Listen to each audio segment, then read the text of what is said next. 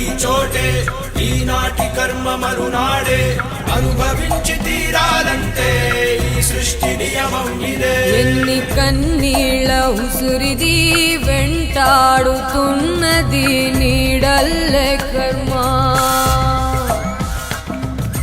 ధర్మమే నీ పాలి దండమై దండించ తప్పించుకోలేదు జన్మ. సత్కర్మభిశ్చ సత్ఫలితం దుష్కర్మ ఏవ దుష్ఫలం అత్యుత్కట పుణ్య పాపానాం సత్యం ఫలానుభవమిహం.